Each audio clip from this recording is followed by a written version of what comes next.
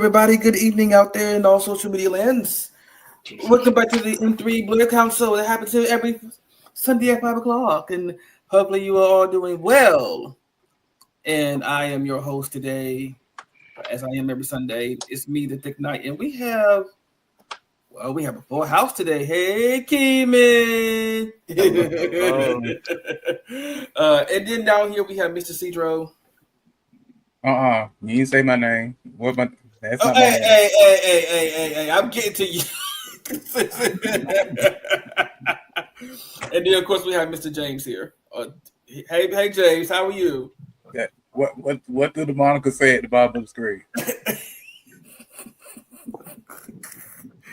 It says, no, I do not eat grass. It says no, I don't. That's what I said. No, I don't eat grass. You said do not. There was a contraction there. I mean, I just feel like if we're gonna say verbatim things, let's just read the no, words that are there. I don't eat make up grass. stuff we want. Okay? No, I don't eat grass. And we're trying to get. What's going on with you, Cedro? How are you today? We can go to the next thing. Well, okay.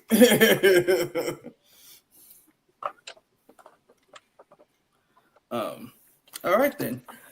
So today, in case to remind everybody that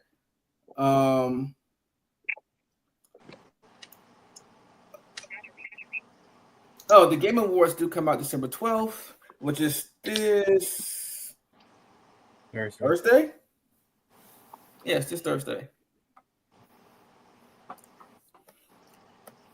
Hey, AK, what's going on? Glad you could join us today. I'm hoping that everybody, if people did not know that you can vote, I think on certain games, especially for Game of the Year. So if you did not know that, I think you still have time to go cast your votes for your favorite games to win the awards that they are categorized in. I am hoping that Black Myth will come with Game of the Year, but it's up against some tough competition. So, and also on December 20th, Sonic 3 comes out with Shadow and Gun and the two Robotniks, Shadow being the emo ultimate life form as he claims to be.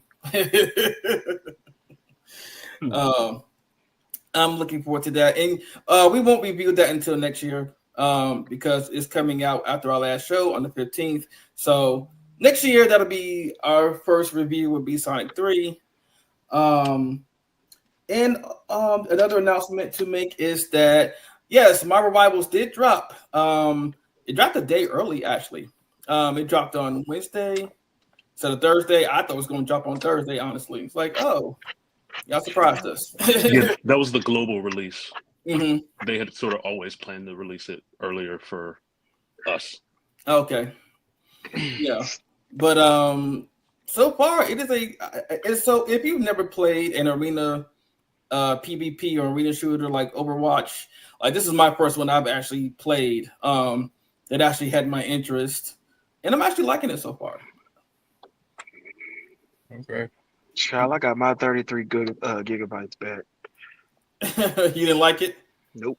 To me, it was almost like I feel like I was playing Smite, which I like Smite, but I haven't played Smite in some years now, and I'm just like, oh, that's what this is? Oh, well, never mind. I'm good.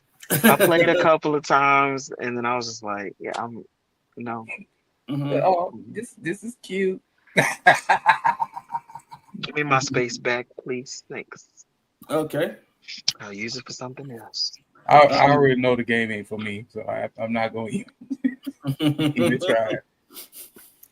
I mean, it looks fun to watch for people who know what they're doing. Yeah, there you go. Care about the game, but for me playing it, no. Okay. AK says, we got Cedro on the bye week for his team.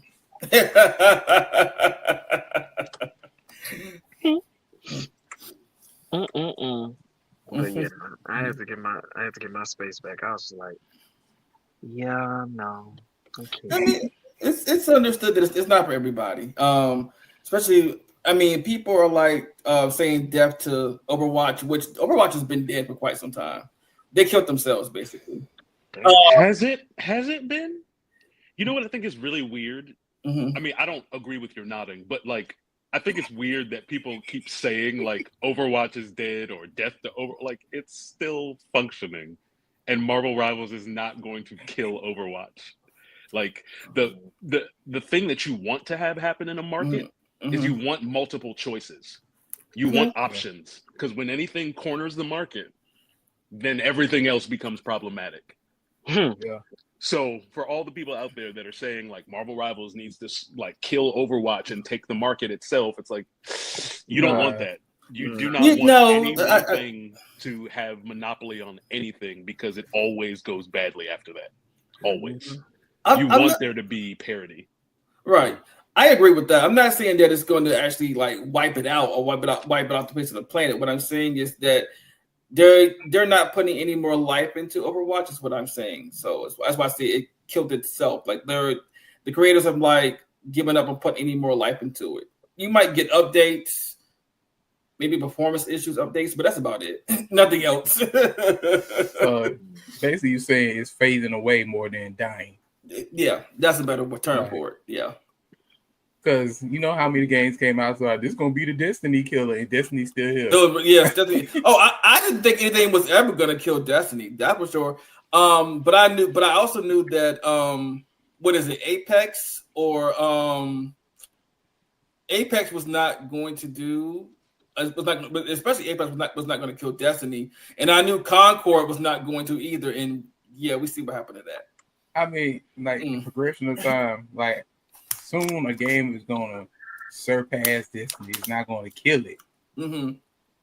But after a while, a game's gonna die because it's not gonna last forever, and something's gonna take its place.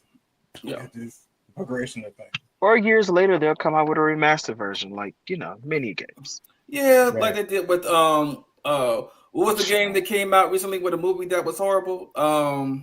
Borderlands. Kill the Justice League? Because that's exactly what it is. Yep. I was talking about Borderlands, but you're not wrong on that either. Nope. Yeah, they remastered Borderlands, and now they're giving us a Borderlands. Is it 4? Or, yeah, it was a 3. I don't know. I don't know either. Just like certain games, like people playing like Call of Duty. Like people still play it. It's just not as popular as it's been because people don't really like the new. They don't like. Well, I don't know. I can't say people don't like 6. I haven't paid attention to whether people like 6 or not. I haven't. So right. I'm sure somebody does. Oh yeah, it's still everything still got their fan base. Oh yeah. Yep. Like Call of Duty. Ciao. Yep. And when the last Destiny game? Or not Destiny, Halo. Oh. Everybody tore up that last game. It's not like you know how people are. It's not like the original. Or they took it like okay. I guess. You're right. It's not like the original. It's It's not decades old and poor graphics comparatively. Right. You're right. Congratulations. Everybody. You solved the mystery. Oh my God. No, people like that want the same experience when they first played the game. You're not gonna have that same experience again. No, you're not. That first time you played the game. It's also a weird thing to expect. Right, but people have that expectation. Especially when you have people who complain. And they'll continue to fail. Right. So, especially when especially when you have people who complain. It won't change much for people, but if you were a little less stupid, you'd be a little less disappointed. So that's like I'm not going into the Transformers 1 movie thinking that it's going to be exactly like the Transformers cartoon. You would in the be 80s. crazy to think that. Well, But people do it. It's like I know they do. Crazy. It doesn't. They'll be like, it doesn't reignite the passion I had when I was 6 and I saw this for the first time. It's like, bitch, it never will. Never will. Right. It's just like Your mental cognition at 6 is not developed enough. So everything you experience is going to be brand new, really cool, real interesting, real fresh, and do a lot of things in a childhood mind. And then people hold on to that until they're 40. And then they complain about everything afterwards in the things they like that don't remind them of what they remember when they were 6. Well, newsflash for you, you're never going to experience anything that's the same as when you experienced good things when you were first 6. time. Right. It's called growing up. It's called the complexities of life. It's called realizing more things about life. and it's called you were 6. Your mind wasn't even developed enough for you to actually absorb something in a healthy way. So you holding on to this nostalgia that you think you're going to recapture when you were 5 is just dumb. But it's a multi-billion-dollar business because that's all they do every year with pretty much everything. Is just try to tease you with, oh, maybe you'll recapture what you liked when you were 4, or remember when you were 12 and your crush dumped you and you picked up that first, like, I don't know, Sonic 2 and how you felt then. Well, this Sonic remake is going to make you feel like that again. And people like fall for it every single time. Like, watch it. Like, it's my thing is, it's different to say I enjoyed something when I was younger.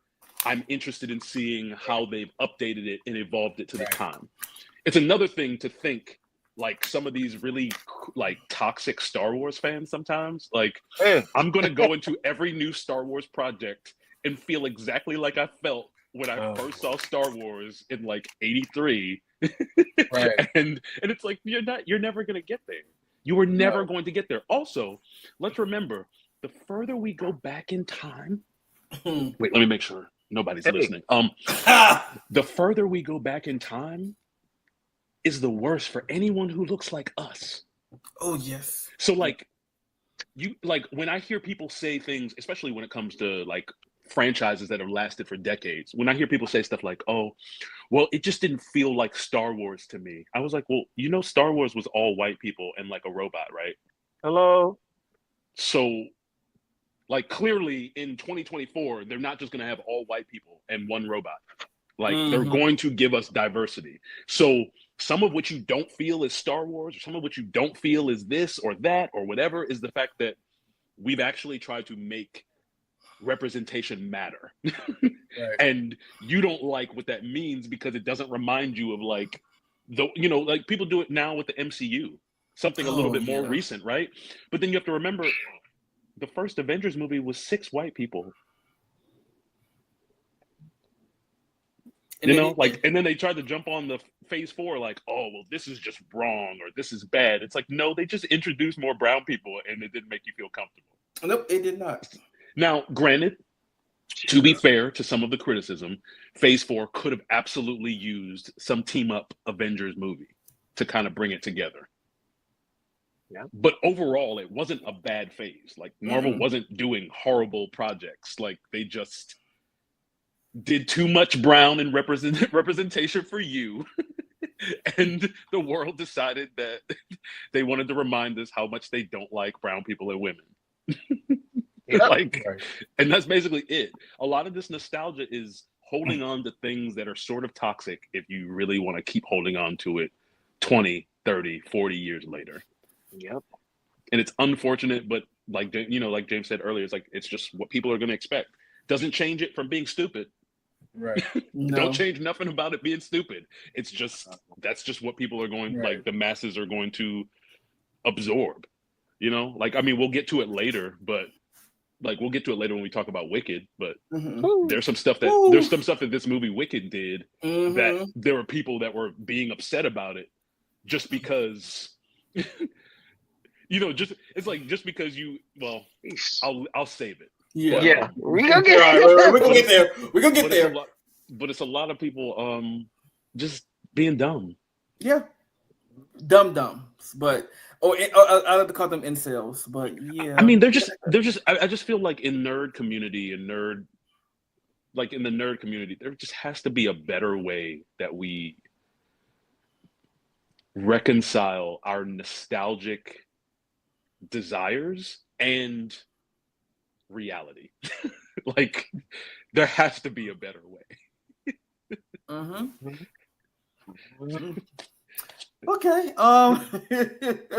But I'm gonna say one more thing about Marvel Rivals and then we'll move on. I'm liking it. It does say that you discover what character is for you and your play style. And there was a big diverse cast of characters. I mean, you got your tanks, your supports, your shooters, and all of that. I was playing around. I played around with Iron Man, Storm, Black Panther, who is difficult to control at first. You really have to train with him. And I believe the next one that I did was Cloak and Dagger. Cloak and Dagger was pretty cool. I like the way they work together. But even though you operate them as one character, but they're two separate people. Yeah. But so far it's a pretty good game for me. I like it. This is my first arena shooter, so yeah. I really like first. Well, the first one I've actually played, yes. The one that I've actually sat there and played through and all of this, everything. I never did Overwatch or anything similar to that until this came out. Okay. Yeah. I mean, I like the redesigns. Me too. I like they have skins. Yeah, the skins are nice. Okay. Especially I like Storms, Black Panthers, especially when he has that like his one Bashinga looking I forgot what it's called, but it's like a Wild Panther kind of caveman-esque skin. Yeah. Or Neander, I don't want to say Neanderthalish. It's just wild. It's just wild looking. And I like that skin on him. Okay. Yeah. And they're supposed to add more people like Emma Frost, Jean Grey, Cyclops, Mr. Fantastic. I think those are going to be the first wave of character they add, and also I believe Gambit's going to be in this as well. So, yeah. And already people are calling to delete Jeff the Shark and Iron Fist. I'm like, wow, y'all already calling to delete people after 24 hours or 48 now. Why? Because they are sneaky. Jeff the Shark is sneaky. Like, he can kill you without you even knowing it. It's the way he moves around and plays. He can get you really good. He's a sneaky person. I would say delete him. I would say nerf him, and also nerf Hawkeye already. Yes, I would say that, but I would say kill the character completely.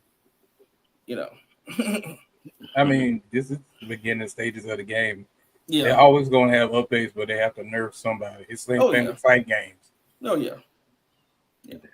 Also, people are going to figure out ways to game the system in pretty much every fighting game that occurs. And so it's not even necessarily that the balance is off. It's like people are going to make the balance off, and you need to recalibrate for that. Whew, my goodness, the days, the Smash Brothers Ultimate days, where they were just camping. Camping in the corner with Zelda.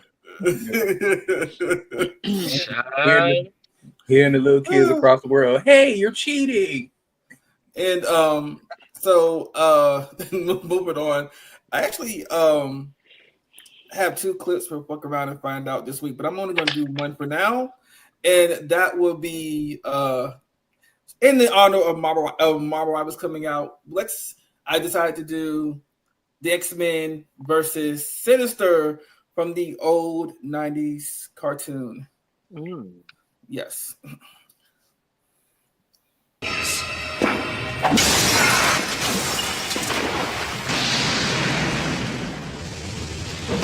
legs!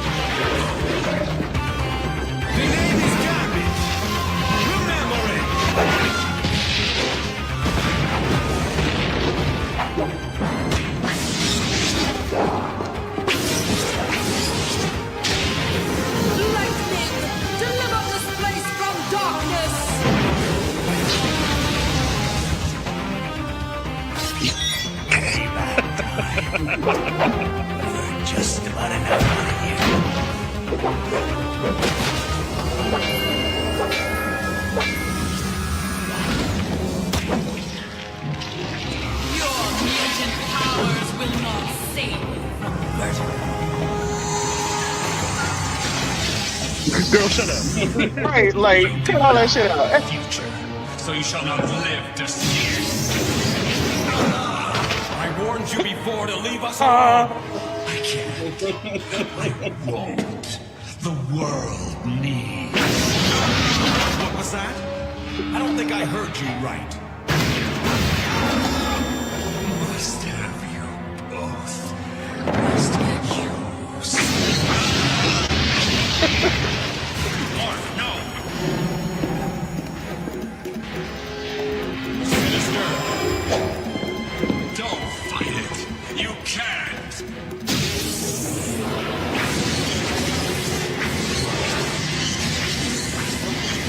Fight Sinister's mind control. Why should I?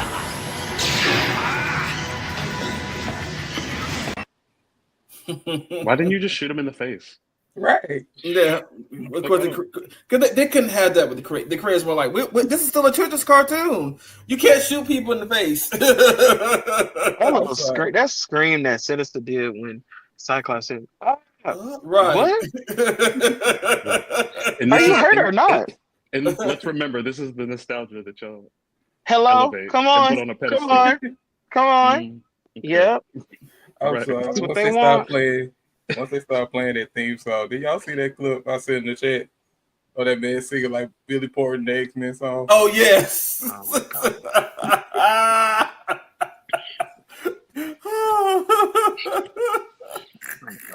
Not Billy Porter. When Storm was like, lightning, relieve this place from darkness, and then just shot something, and it didn't do anything for the light. Nothing. Yo, you just What are we doing? Right, you just talking. AK says, "Come on, Storm. Mother always comes through with the quotable command." Right. Man, I cannot wait. This shit. I can't wait to see what she does in What If as the goddess of thunder. I'm like, I can see it now. Modir, get like Modir. I bet you it'll be 1,000 times more useful, and the writing won't suck.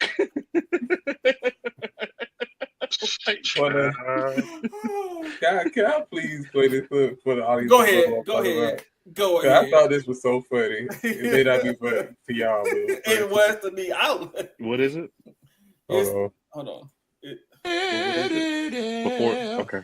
My name is Storm Sawady, mistress of the elements. Ooh, Mr. Sabretooth, I'm about to slice you, bub.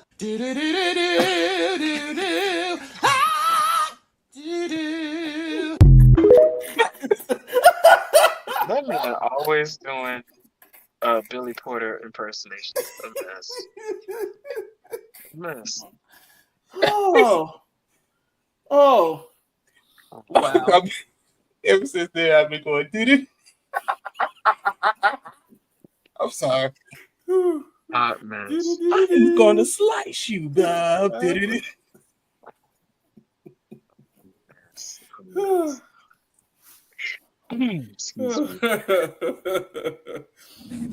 Sweetie.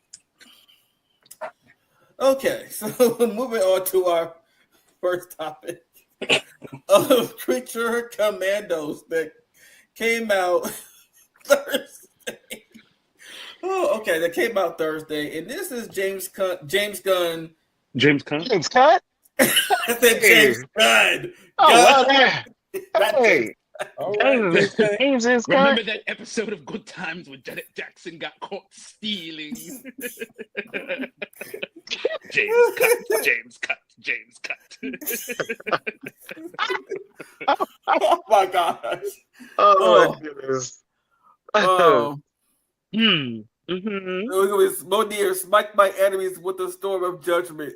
I mean, yeah, that works for Storm. Maybe, but she doesn't usually right. say her name in her commands. Right. She uses some other word that's associated with storms, but not bad. Not a bad start. That right. Love right. that. But Creature Commandos came out Thursday. This is James Gunn's. Okay, so to mix. Okay, Cedro. Please stop making that face. So to be correct, it's a introduction, but a reintroduction at the same time to his new DCU, because part of the old DCEU is still mentioned, and now we have this rebooting or telling of the DCU. It's like, oh gosh, okay.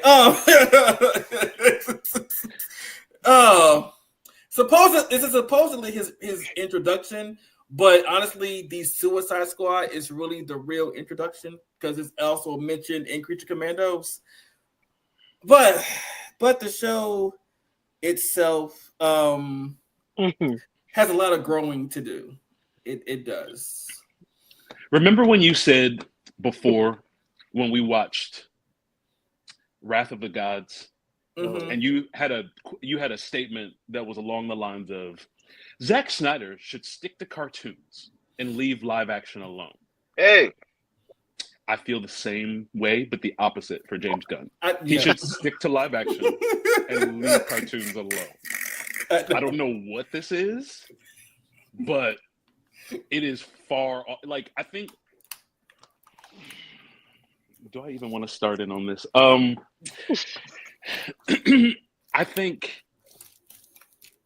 think there have been too many groups that are like the ragtag, chaotic group of misfits that somehow makes it work together as a team, even though they're unreliable or don't work together. Like, that trope has been used so much recently, and it's been used so much by James Gunn that I think he's out of ideas. Like, I think he ran out, like, just a little bit. Because, like, it's like it wants to be Suicide Squad. Like, it wants to be these other things, but it just doesn't. It's almost like it wants to be Suicide Squad. I was telling Devon this when we talked earlier this week, but, like, it wants to be Suicide Squad and Vox Machina so badly. Oh. And it hits on none of it. Like, the jokes aren't really funny. Like, I found myself sitting there like, oh, this is supposed to be a joke. Why am I not even smiling? Why am I laughing because it's not funny? Like, you know what I mean? Like, it's just a lot of things about it that just don't sync up in a way that I think is conducive to the quality that James Gunn usually brings to stuff. And I don't know if it's because it's a cartoon and this might be like his first real venture into animation, but like there's just a lot of things that are sort of off. Like, the voice acting feels weird. The writing at times feels a little, it's like toilet humor sometimes, in a way that doesn't really feel like it fits with the narrative of the group. Like, I still don't quite understand not the theme. These team up movies, these team up things, these groups, usually there's like a personality and a vibe to it. I don't quite get what the vibe is of the show yet. Some of the animation to me is a little, I was telling Devon this too. Someone said, I saw someone post, oh, the animation is beautiful. And I was like, no, the art style is nice. The animation is kind of cheap. Like, it doesn't look like, you know how, like, we're people who have seen anime, we've seen all sorts of animated things that are high quality, right? When I watch this, it feels like they cut out the budget on every scene but the scenes where action is involved, and even then it's still a little choppy. Like, you know, when you watch a cartoon and it feels like they're almost animating on like 2s and 4s and not 1s for the frame rate. So like you end up getting this sort of choppy, is it cheap? Did you spend less money? Is this purposeful? I can't really tell with this show. Would you say it's leaning more towards motion comic, but not hitting motion comic, or a little less? I think what's happening is it's not doing it well enough for it to be definitive what it's doing.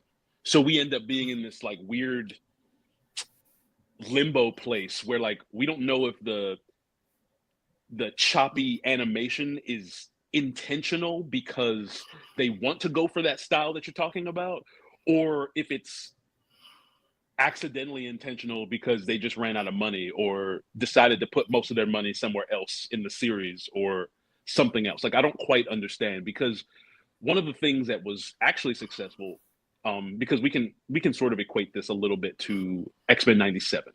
Mm-hmm. X-Men 97 does it in a way where it's intentional, it's well done. When they get to the action scenes or the scenes that clearly are going to have more budget put into them, you know it and it looks great.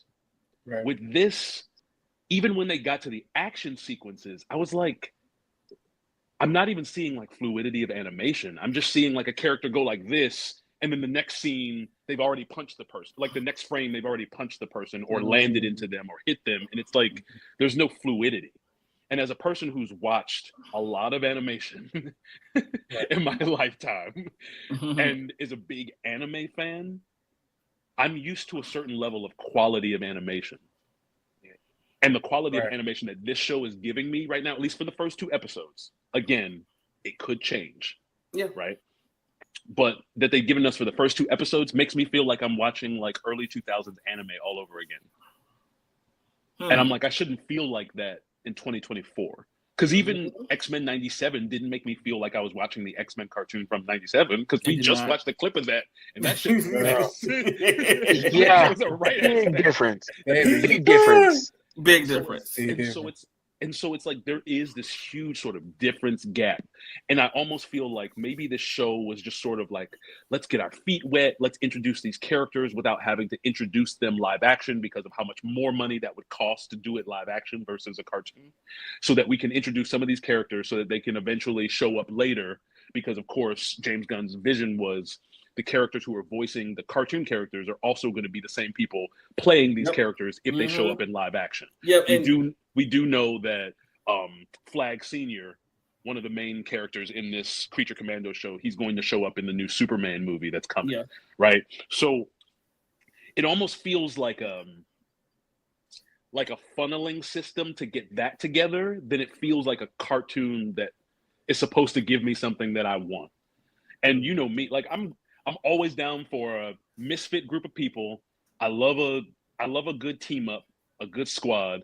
I love humor. I love awkwardness. I love, like throwing a little bit of graphic, mature content in a cartoon. Like, great.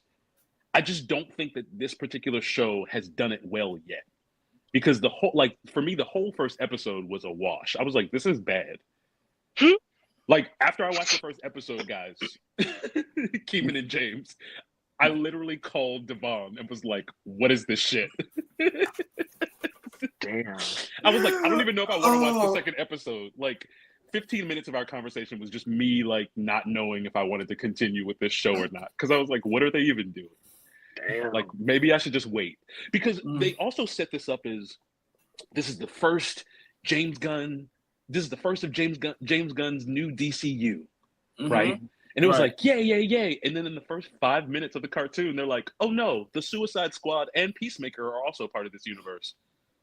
And so I was like, oh, so you're not even the first? Right. That part. Oh, okay. So then they go to like a weird, like Pokolistan, which let's not talk about the name, because that I know that exists in DC. I just sometimes fake names of countries, when they suck, they really suck. And that's a bad anyway. They go to this random country. They meet like the princess or whatever, because she's not the ruler yet, because is it her mom or her grandma? Her mom. No, her grandma isn't dead yet. Right. Like her grandmother's not dead yet, and she's the queen. So like she's sort of running things vicariously through her grandmother to a certain degree. But it's just the way that it just sort of set up. Like her head of security decides to pull a joke because they didn't bow the right way. And so he starts to like pull all of his armored people in and pull out guns on them, like, oh, we're gonna have to kill you now. And they're all like, wait, what? And he's like, oh, I'm joking. And now he makes all these random references to American stuff. Yeah. But it's all dated and old. And so they make a quick, I think, what is his name? Dr. The skeleton. Dr. Phosphorus. Dr. Phosphorus. He makes like a joke about the name. Oh yeah, all these references are so current. and then he's like sarcastic smile. Yeah, I'm sitting, and like, and I'm sitting there but you can't tell I'm smiling because I'm a skeleton. Like, come on now. it was just a lot. Like the princess is really horny. Ah, She's really Bruh, horny. the princess. She immediately started on Flag Senior and like didn't let up until he put his dick inside of her. And I just I wasn't. It was just odd. Yeah. It was a series of things that were just very bizarre. They tried to pick it up in the second episode by giving us a little bit more backstory on one of the characters, the bride. But even that, I don't know. Like, do you feel okay? So, who here besides Devon and I has seen any of this? I didn't know about this show until y'all brought it up in the chat. And I was like, oh, I'm gonna finish the Penguin. Y'all have all of that. I've seen clips, but I haven't seen the show. Yeah, they just. Okay, so then I'll ask Devon this then. From what you've seen of the second episode, did you care enough about the bride's background to care about her attachment to this necklace, her attachment to the guy who made her? Like, it didn't feel strong enough to me. You know, like she leaves, you know, they get there, you know, they say they're in Pokolistan or they're going to Pokolistan. She makes a reference like, oh, I sort of know about that. They get back to that later. She leaves the castle at night, followed by what's her name? Nina? Oh, Nina, yeah. The fish woman. Yeah. So she gets followed by her. They go back to the castle she was born in or created in, just so that she can try to find a necklace that she hadn't tried to look for since like 1830 something. Like when they went back in the past to show her origin story, it was like 1830 something when she left. How all this time later is this necklace still just chilling around in this mansion? Like, that's a long time. Yeah, it is a long time. Like, it was just weird. But remember too that they Frank. Well, I get what you're saying about the necklace because it was just chilling in a spot. It got no dust on it. It like it's brand new from the day she got it. And I'm like, what kind of necklace is this? But remember, it was being watched by Frankenstein and his people. How about has she come back? Is anybody at the castle? We've got visitors at the castle. Oh, my bride is returned. I was like, but the only person he jumped up for was the fact that she was there. I'm pretty sure if that old woman was like, there's just some random niggas in this castle, he wouldn't have moved from his yacht. No. Also, he probably would have just ordered to have them killed and kept. Also, he was on a yacht. So is he where? Like where was he even at? I don't. Yeah, it was just odd. It was very odd, and then he showed up real fast. He did. Like, I'm pretty sure that wherever they were in Pokolistan is not that close to the water. Like, I don't know the geography because they didn't really give us a map, but I just don't like. It was a lot of things about the show where it's like you're getting that awkwardness that James Gunn brings to these ragtag misfit group projects that he does. Like, sure, you get the awkward humor or you get the crude sort of mature elements of stuff, but none of it landed to me. Like, none of it clicked together in a way that made this story good so far. Yeah. But I do. Okay, so and the only character so far, well, the only two characters so far that I actually do care about with their backstory is just Dr. Phosphorus and the bride. But I need more, of course. But I care a little bit, but not as much as I would like to. But guess what you're getting next episode? Neither of their backstories. You're getting GI Robot's backstory. So we're just gonna find out about the how one he that's killed a bunch of Nazis. Yeah, the one that's only obsessed wants to ever kill Nazis. Yeah, I'm like, why are you so obsessed with Nazis? Oh, I mean, yeah. But so for you guys, if you don't know, there is a robot that is an old robot. Always wonder how robots are created so early in some of these superhero universes. Like, this robot was in like World War II, and he was programmed to kill Nazis. Clearly, not that there aren't Nazis anymore, but they're not But nearly as like definitively in a place as they used to be. Mm. And so his whole thing is like, I just want to kill Nazis. Is this a Nazi? And like his hand will turn into a gun. Right. And they're like, Not no, he's not profile. a Nazi. Yeah, he's real. If he was looking for anything else besides Nazis, we'd have some Oh. serious questions about like prejudice and bigotry. But Well, give It's nobody no ideas, please. it's Yeah, just have his own little sheet. Like, it's the Also, show you so know far what? is just a little all over the place. I'm surprised he don't have a even though he is an old World War II robot. I'm surprised he don't. You know, you remember that scene in Family Guy with the police shows up with a color thing. that's what I'm talking about. It says safe, not safe, extremely safe. I'm surprised he got one for Nazis. Like a when they picture of first- Nazis or something. So just to tell you, or just to give you an example of how obsessed with Nazis this robot is. Mm-hmm. And when we first introduced to this group, they were in like a little facility area, and he was playing Jenga with one of the other members of the team.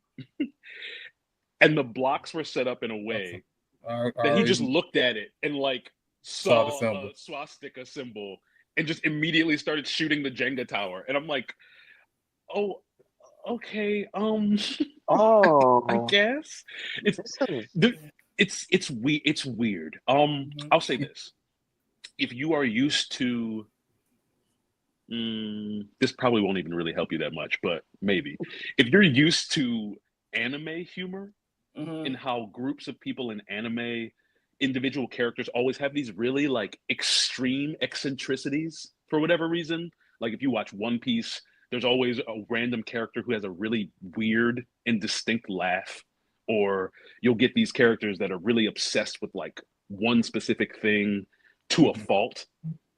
This show has some elements of that. It doesn't necessarily execute it in a way that makes you feel, that endears you towards the characters.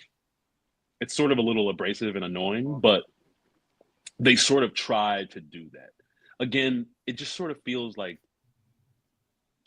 I don't want this show to exist. I'd rather just have these characters show up where they're going to show up in the live action places. Okay, I can agree with that to a degree. But we do have some comments. AK says, though Gunn didn't direct any of the episodes, he has sole writing credit on all the episodes. This may be a problem. Okay. It is one. He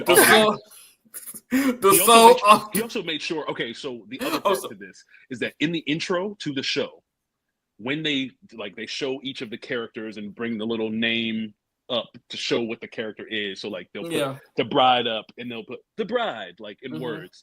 At the very end of it, they show like James Gunn just work like as a cartoon character working on his laptop and then leaning back and looking like pleased with himself. And then it's like written and created by James Gunn or whatever. And I'm like, why is he in this intro? As the name, like the name, fine, it's credits, right? But like, did he have to be animated? Like, what are we? Yeah, like he really wants people to know that he's on this, but I don't know if this is something you really want to put your name all over because it's not good. It's.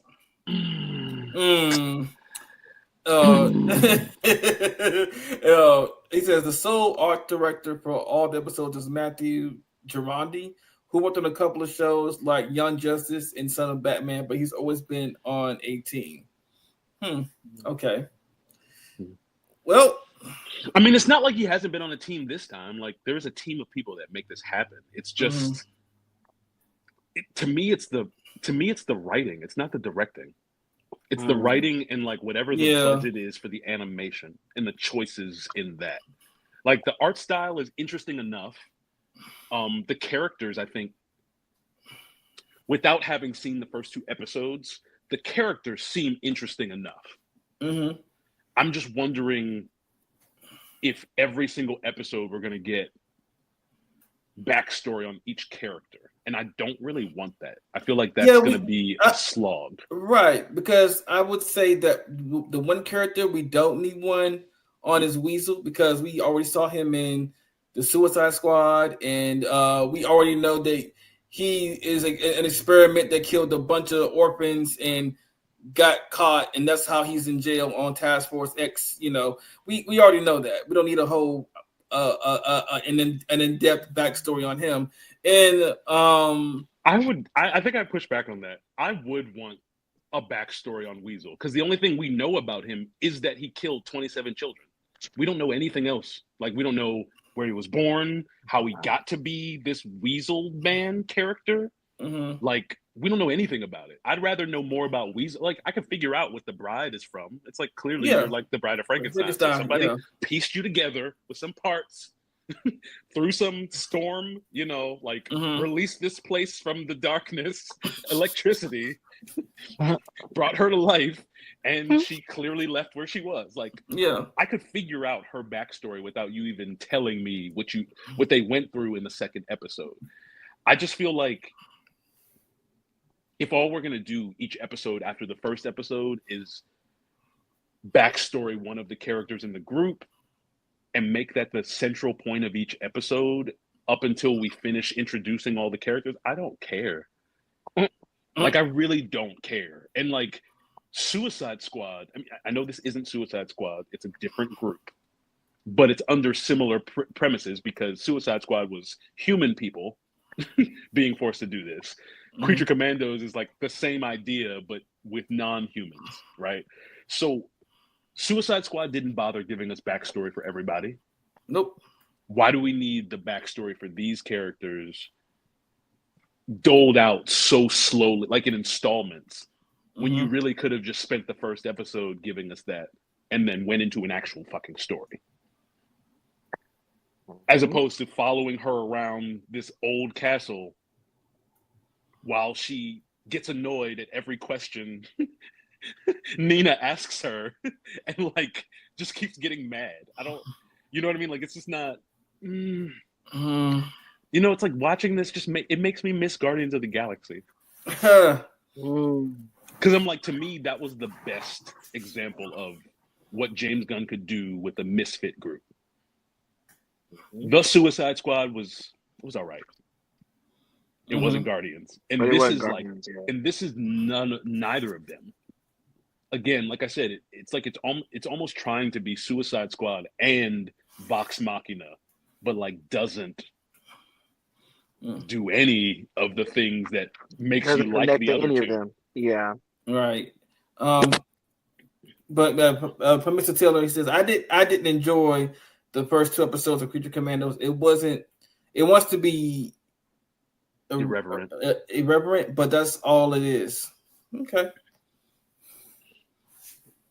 Yeah, it's like it wants to try to be subversive, and it doesn't subvert anything. It just not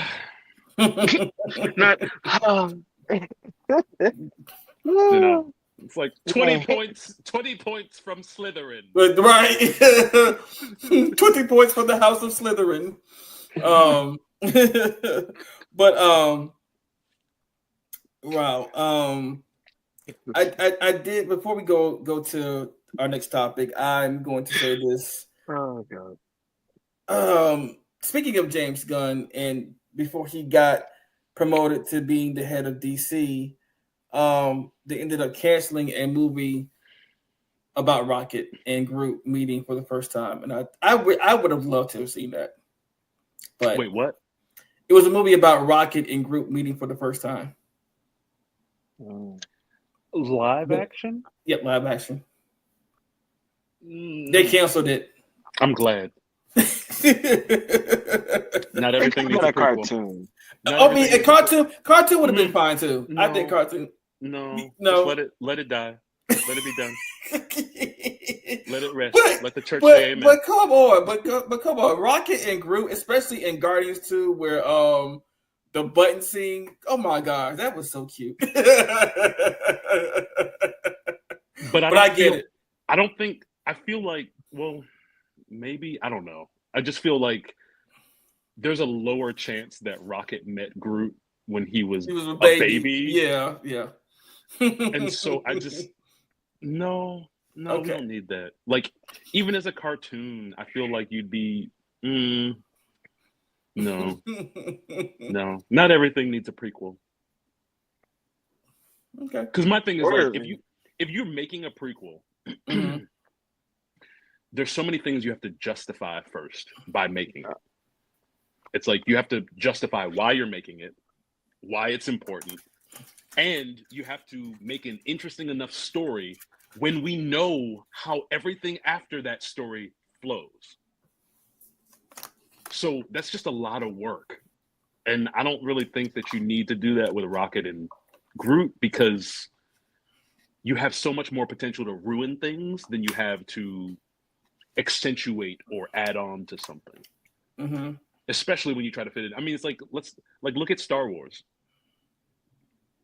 Had a lot of really nice entries to the franchise, but now they're basically stuck in this place where everything that they make is trying to like weave into the lore that's already there, because they tried to go before the lore that we know with the Acolyte and everybody dragged it to hell. So that's not going on anymore. Child. And they tried to go in the future with the sequel trilogies and everybody fucking hated that. So like the only thing that satisfies the Star Wars crowd a lot of times is trying to weave these stories in the midst of things we already know established. So every time they do it, because of how intricate it has to be and detailed and complicated it is to try and fit a story in there and make it work, they end up having a lot of plot holes and continuity issues as a result. Like, like as much as I enjoy a lot of what Star Wars has to offer, like we have to sit in a place and be honest about the fact that Star Wars is just coasting on fumes right now. Like fumes and old vibes from the 80s. Yep.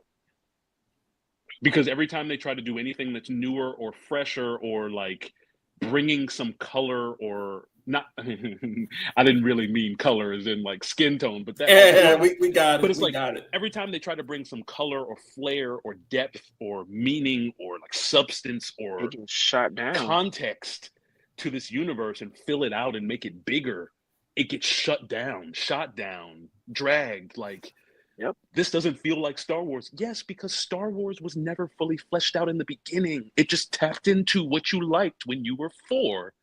And you're still trying to recapture that instead of realizing a universe full of alien races and technologies should be a lot more interesting than just a bunch of white people holding lightsabers. Mm-hmm. Well, I don't know. You know, I don't know. Maybe because every time we try to do something that doesn't involve a lightsaber, people get mad. they'd be like, "Where's the lightsaber? Where's the Jedi? Where's it at? Right. Where's boring? Right. Yeah, I couldn't get into Andor because just like even like okay, sure, but yeah, some people are already downing Skeleton Crew, which we'll talk about on another show because I haven't watched all of season episode 2 yet. But yeah, people are already casting their hatred at Skeleton Crew. I mean, so Skeleton Crew is a cute show. Mm-hmm. It's cute. That being said, it's doing what Star Wars is known to do, which is we go out on a limb and we try something new. Mm-hmm. Everyone hates it, and then we immediately put out another project afterwards where we pander to all of the fans that hate when we do new stuff.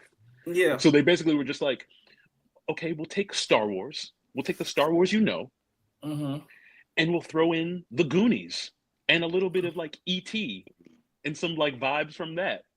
So we're tapping not only into old Star Wars, but we're tapping into all the 80s movies that all of these white people used to love and absorb and think was the greatest thing that ever graced television.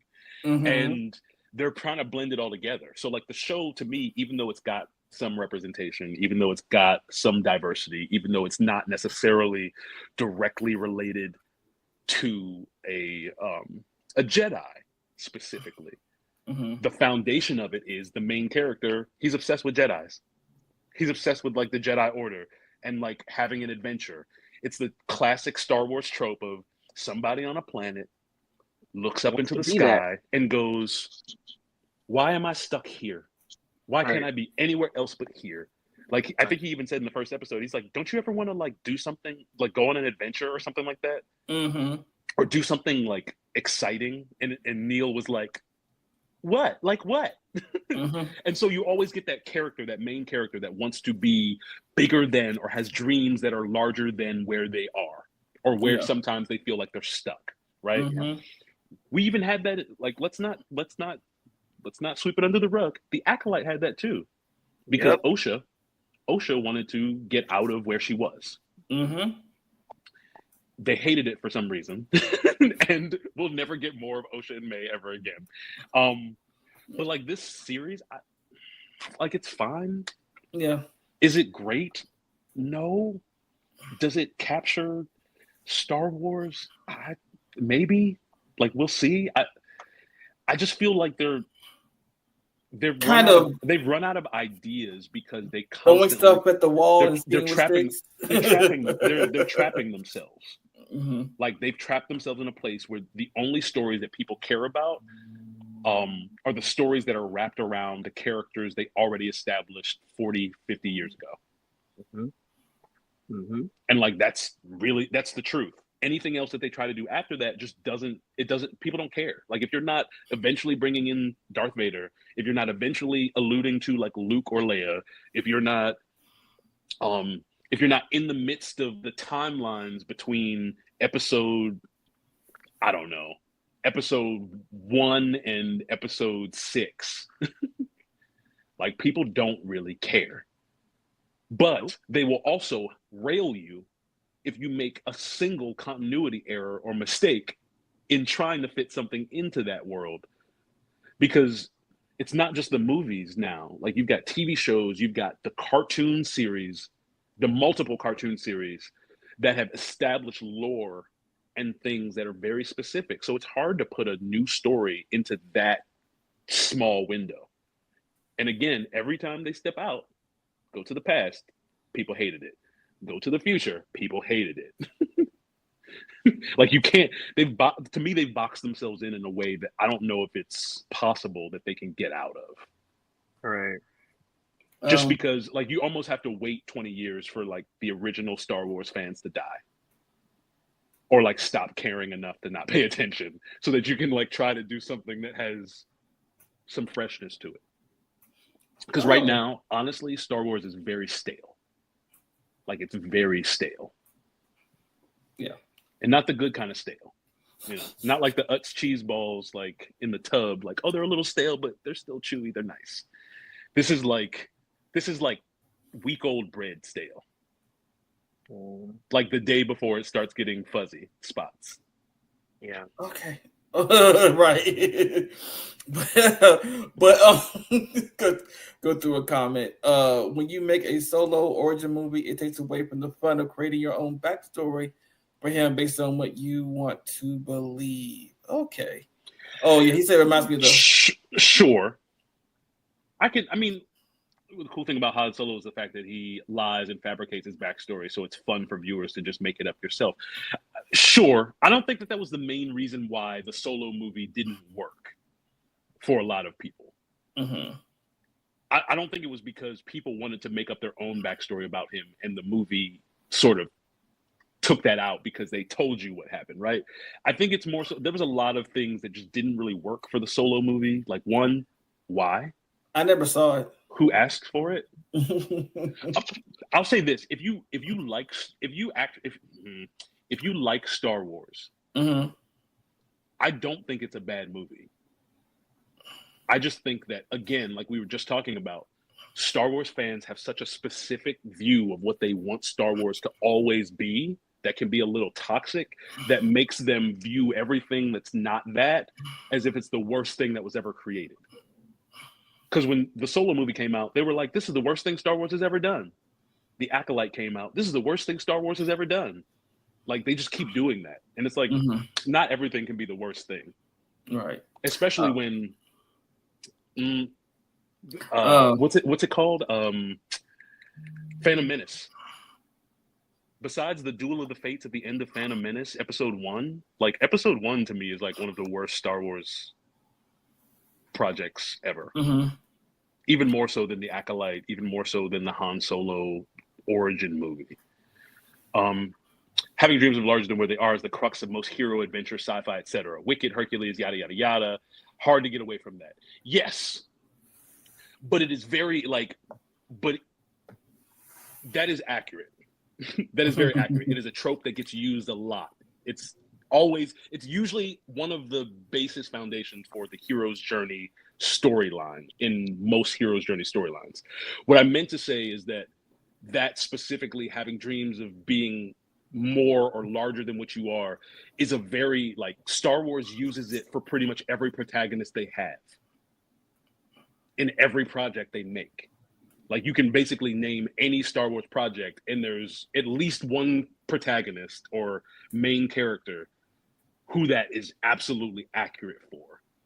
And so I do think that there's some elements of that where Star Wars could get away from that and still be Star Wars, but they haven't really tried.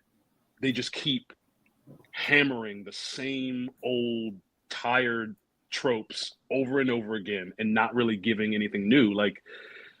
Remember The Force Awakens, episode 7. The Force Awakens was basically just a new hope for a new generation with a female character with a female character and a black guy instead of a bunch of white people, So they just they recycle the same things too much without actually trying to make them new. Osha wanted to get out of where she was. She verbally confirmed that where they had found her as a ship mechanic, she liked that job. No, she went that. No, I'm talking about. We need to go further back than where they found her in the first episode. We're talking about Osha as a kid on the planet. She was like, "I don't want to be a witch. I want to be a Jedi. I want to leave. I want to do something else than be a witch and be here." So yes, Osha absolutely wanted to get out of there where she was. She did, and she did. She did, and she did. It didn't. The Jedi thing didn't work out for her, but she absolutely. Tidro, you didn't want more pod racing eating up valuable movie time.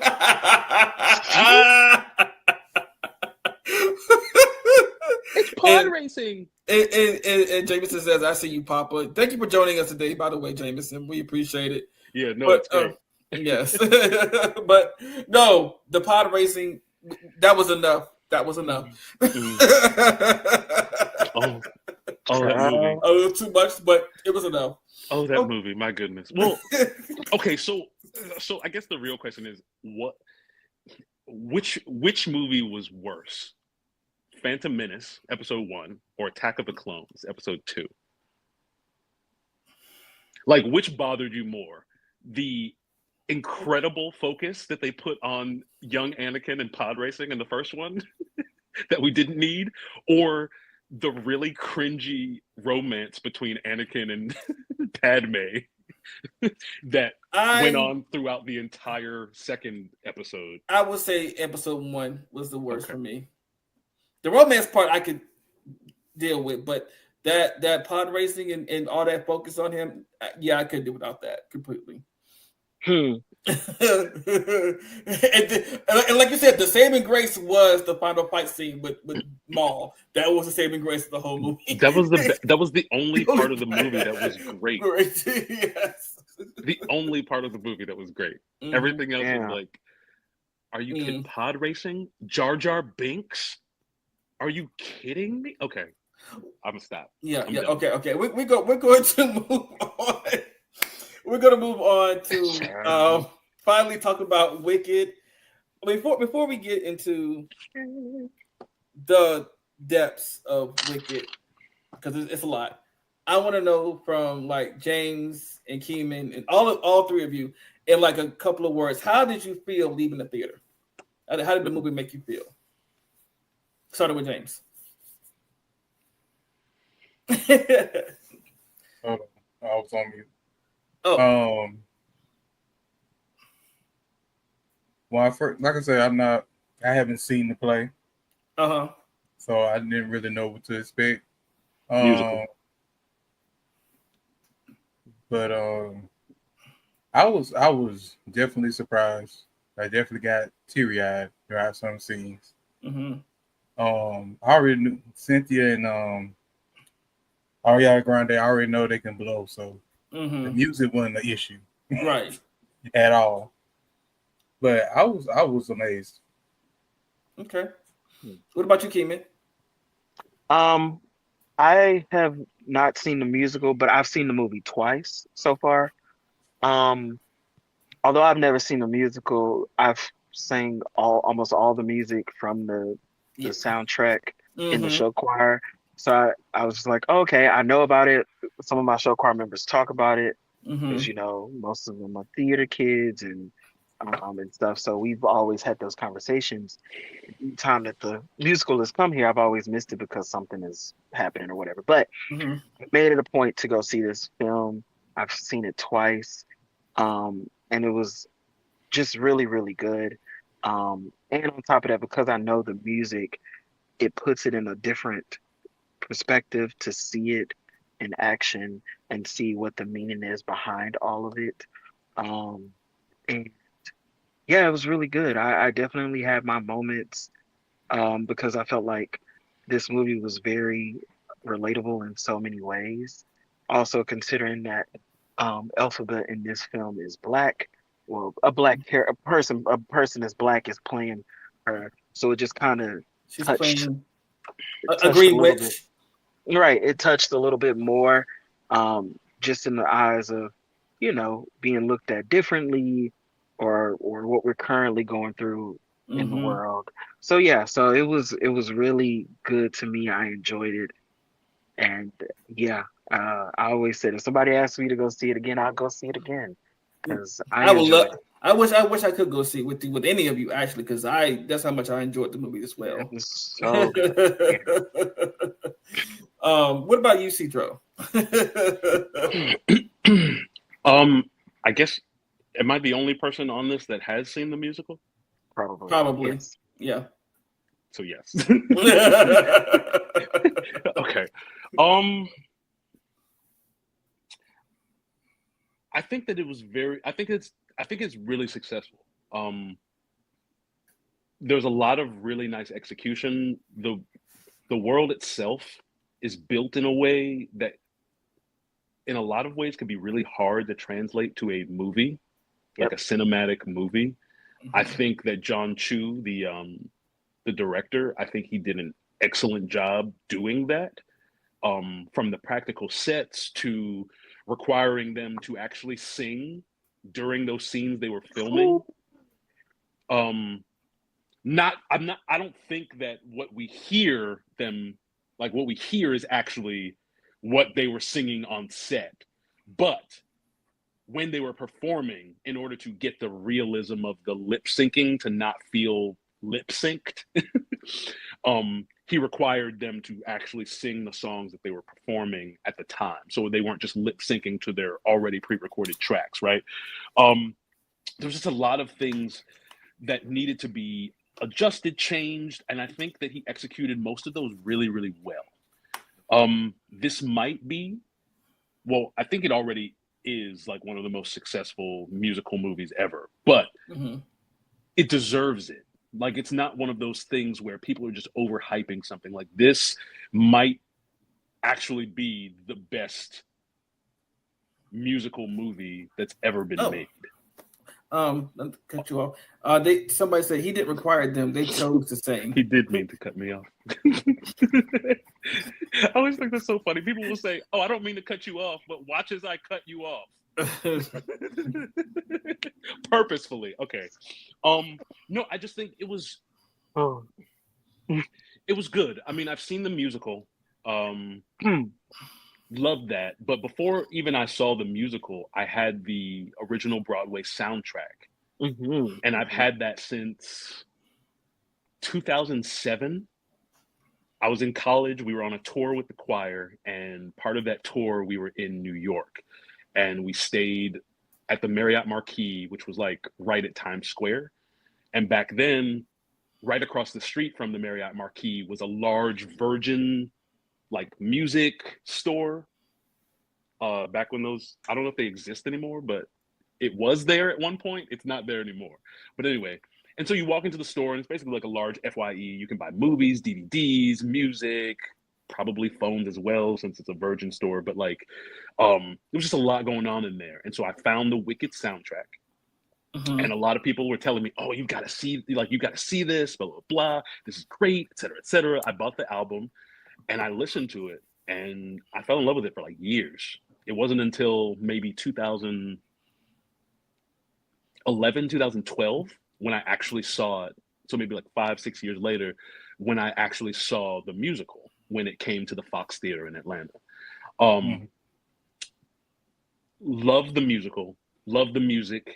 The music was incredible. The musical was everything that I sort of thought it would be. It wasn't obviously Idina Menzel and Kristen Chenoweth like the original Broadway singers. Like those, they're iconic in their own right in a lot of ways. Very accomplished, very accomplished, very talented performers. Yes. And for anyone who doesn't know, Idina Menzel, not only did she do Elphaba, in not only did she do Elphaba in the original Broadway cast of Wicked, she also played Maureen in the original Broadway cast of Rent, and she played Maureen in the movie for Rent. So if you've seen the movie for Rent, she was also Maureen. Like she was Maureen there, but she also was part of the original Broadway cast. And she plays Elsa in Frozen. Yes. So if you didn't know the other references, you should know the Frozen one. The cold never bothered you anyway. That's her. Yes. That's all her. Yes. And the cool thing about this movie was that they actually had them provide cameos. Yes, they Yes, did. they did. When they got to Oz and they had that little, this is how Oz came to be, this is how the history and lore, that little reenactment thing, they were the two performers that came up and were singing together, right? So that was like a nice little nod as well. I think I can't argue with the casting. I thought the casting was great. I was surprised that certain people actually could hold a tune, like Michelle Yeoh and Jeff Goldblum singing. I was like, yeah. I was like, if you told me 20 years ago, oh, Jeff Goldblum and Michelle Yeoh are going to be in a musical, I'd be like, what? The Fly? that dude from Jurassic Park? That woman from Police Story 2 with Jackie Chan? Like, in Crouching Tiger, Hidden Dragon, yes.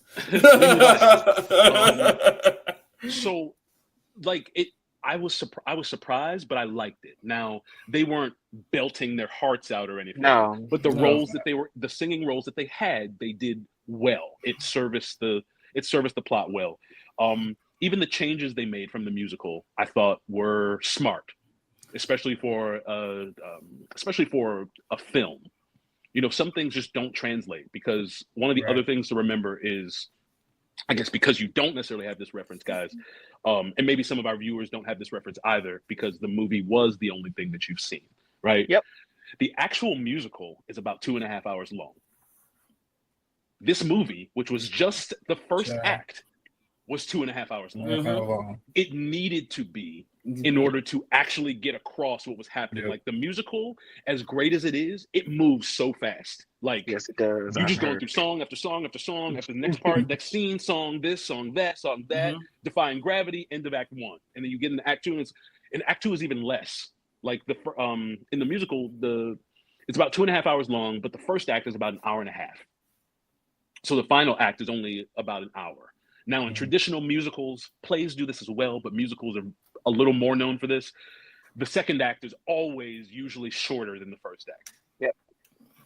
And so I also imagine, because of that, this second part to this movie is going to be not 2.5 hours long. Like, I think it's maybe 2. Right. Like 1:45 to 2 hours, I feel like is going to be sort of the cap. But it needed to be, in order to make it film, to make these characters feel a little more real. Like when we watch a play, or when we watch a musical, or when we watch cartoons or animation, we give a lot of leeway to realism. When we watch a live action film, we give less leeway. So there are things you need to do in order to make sure you round and develop these characters out and make and flesh them out as real people. And so I think that it did it really well. Honestly, it was a 2.5 hours that didn't feel like 2.5 hours to me. Yeah. Right. Yeah, it didn't. Yeah. And so just a lot of excellence. The casting, great. Cynthia Erivo. Like, what do we? Yes. Why are we? Look, Ariana, even like Ariana, she's funny. Yes. She's also great. Yes. She was so funny. You know, Yes. she has vocal she has voice credits on every single track on Yeah. the album for this movie. Like Yes. she is sung, even if she's not actually in the song, she's done background. Yes. At least for every song. Like she's in everything. So that speaks to her versatility. If you've seen Ariana enough over the last several years, you know that she can imitate voices really well. She can. She's very good at that. So what she did in this, I thought was great. Also, one of my favorite parts from Ariana, the entire movie was Yes. Are you Yes. Are you looking for flip. something or She was so funny. someone? That hair flip, the hair flipping took me out every single time. Yeah. The fact that she had Elphaba doing it by herself was so funny to me. Like that with 10 pounds of braids. It was such a cute additive. Yeah. I appreciated it. I thought that they did a really good job. I think the only slight knock that I would have against this film as far as the singing performances is that this was very much really great singers singing great songs. Whereas in the musical and on the musical soundtrack, there's a little more performance where like you get like if a character is agitated or if a character is nervous or scared or angry or whatever the emotion, that performance comes through in the way they deliver the song.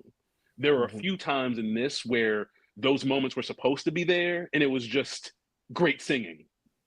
Right. But you didn't necessarily get like the emotive aspect of things. Some of that to me transpired like in Defying Gravity. Yeah, I'll just because one of the things that you can definitely do, even if you've never seen the musical, you have access. Like you can access the original Broadway musical thing, and sort of do like a compare and contrast, just orally.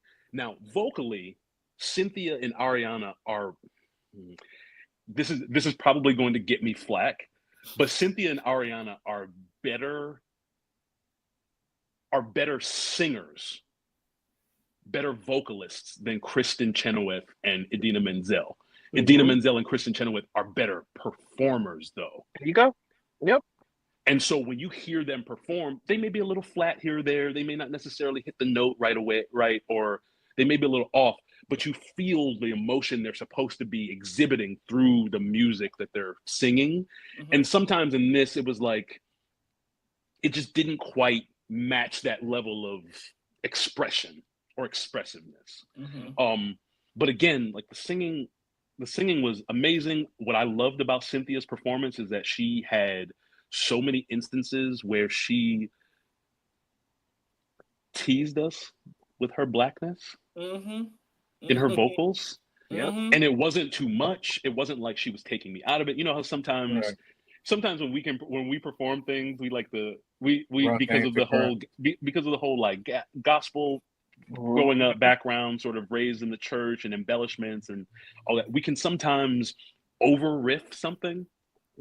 Or like run it overrun to the or run it to the sky, run it out of run the it to hell, whatever, to everything. Right. And so like sometimes it can be overdone. I think what she did was like a perfect amount of what it needed to be in order for her to, one, establish how great she is as a vocalist, and then two, give her something to stand apart from Idina. Yeah, her own identity. Because like the original Broadway cast of Wicked is iconic in a way in musicals and in just Wicked fan base alone. That you're going to be hard pressed to find people who are going to appreciate anybody else doing the same thing after them. I think that Cynthia and Ariana did such a great job that there are many people in the fan base that are like, I actually have like a real conflict on my hands about like which vocalist, whatever. Now, I still say like popular, like Ariana's great. Popular, the musical Popular better. Right. The musical popular is better. But that also speaks to the fact that you needed to sort of give some of these moments, like the musical moments, you needed to give them time to breathe. Mm-hmm.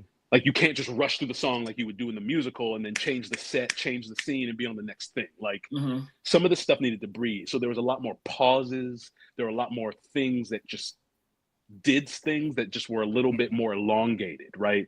And so I like the quickness of the musical popular. I also like some of the quickness of Defying Gravity, because there were some parts in Defying Gravity in this one where they added parts. They split it up in the movie, yeah. Yeah, because like for example, there's a what is it? It's near the end of the song where she goes Unlimited. Well, I mean, it's that part, but it's before that part. It's like after she gets through with a certain period of that piece, before she gets the unlimited part, that she goes almost direct in the musical. She goes almost directly to like the unlimited part is added, right? So she goes directly from the part before unlimited to the nobody in all of Oz, no wizard that there is or was, is ever gonna bring me down, right? And so that unlimited part, it was added in a way that, like, I like it. I think it's cool. It worked in the movie. Yeah. But like listening to it back on the soundtrack for this movie, to me, it was too split up. Yeah. Like I needed the musical version where it's like you just go it straight works from with a visual link to whatever. Yeah, it works better with a visual. Exactly. And that's the thing. It's like those are the differences, the subtle differences between like musical to a movie representing the musical, that you have to change some stuff in order to make it work. Because if they moved that fast, it wouldn't have hit the same way. Nope. Right. That it did. And so it needed to do those things. I thought it was great. I'll give it, I mean, I would definitely give it like a 9.2. Yep. Yeah, same. Out of 10. Like you'd be hard pressed to find another musical that did as good of a job. I heard some people saying that they thought the new West Side Story was also really great. It's okay. I agree. Like I think the thing that makes the new West Side Story hard for me is like I didn't like the casting for the what's the guy's name? Anybody know the guy's name in West Side Story? I know it's Maria and I don't remember, but whoever they cast as the guy, he was not good. The rest of West Side Story, the movie, was fine. Was actually solid. It was just he, to me, was a casting misstep. Whereas Tony. this, I can't. Yeah, Tony, thank you. I can't find any real fault in the casting. Like this was good. Like this was really good in a lot of ways. And I'm excited to see the second part.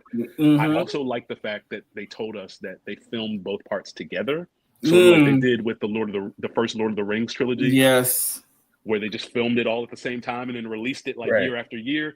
That's smart. Yeah. Or the second two Matrix movies, they did the same thing with that too. I'm sorry. 2 and 3, I keep forgetting that there was a fourth Matrix movie that nobody really wants. We don't. Why bring that up? Oh, because it happened. It exists. I can't. Unfortunately, that's like bringing up Jonah Hex that we don't care. No, God. No, it's not like Jonah Hex at all. But Jonah Hex is worse. I'm just saying, like, I don't know. The Matrix is worse. Really? I never saw Jonah Hex. The Matrix 4. I'm sorry. The Matrix 4 was worse. And the reason why the Matrix 4 was worse is because it was already a part of something that never needed to be touched again. Right. Whereas Jonah Hex was just like its own thing that was bad, and it's like, oh, whatever. This is like, now every time I think about the Matrix trilogy, I have to be like, but there was that fourth movie. Tell the truth. And tell the truth, until somebody say something, I forget there's a fourth movie. Right. Somebody has to bring it up. It's like whenever you think about like, oh, Cinderella, like the Disney animated movies, and you're like, oh, Cinderella. Oh, but there was also like Cinderella 2, Dreams Come True, or some bullshit. And you're like, Mulan 2, Ariel's Beginning. See, but they knew their place. They went straight to DVD though. Get out of here. Get Now, out of here. Mulan 2 was not that bad for me. It was for me. For me, it was not that bad. For me. Okay. And only you. And only me. And only me, probably. But you were like how old then? Like 15? I don't even know. How old was I when I first saw it? Probably. Like, I will hold fast and say that the only good Disney animated movie that had sequels was Aladdin.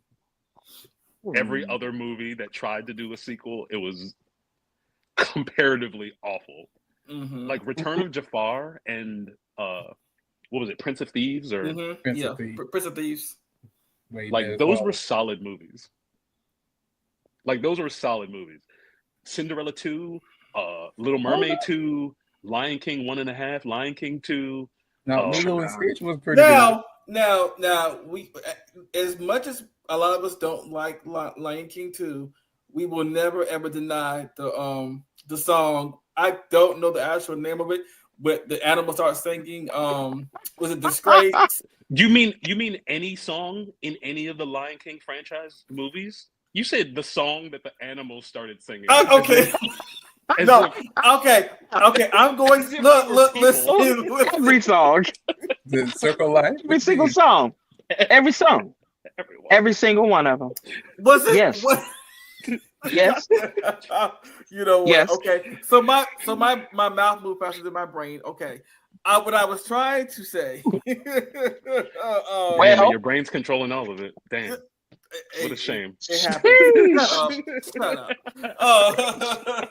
You gotta go talk to somebody about that. Wow. Wow. You know, Wow. Not the Owen Wilson.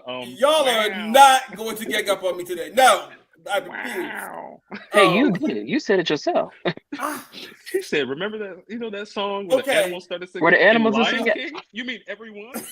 So all the songs. Y'all are not going to look. Beginning to the end. Yes.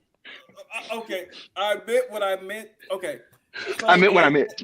In Lion King 2, okay, there was the scene where they kicked Homeboy out. Not the love interest of his daughter. I forgot his name at the moment. Kavu, yeah, and they started singing "Disgrace." Yeah, that was a good song. I am not gonna knock that. Nobody knocked that. Disgrace. I hear you. I heard you. I heard you.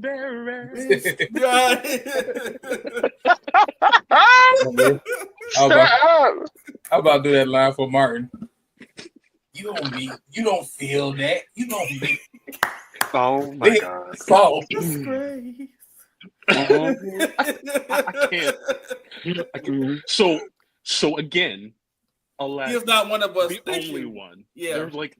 There really isn't other ones. Like, I'm not saying that you're wrong, James, when you said Lilo and Stitch 2. Mm-hmm.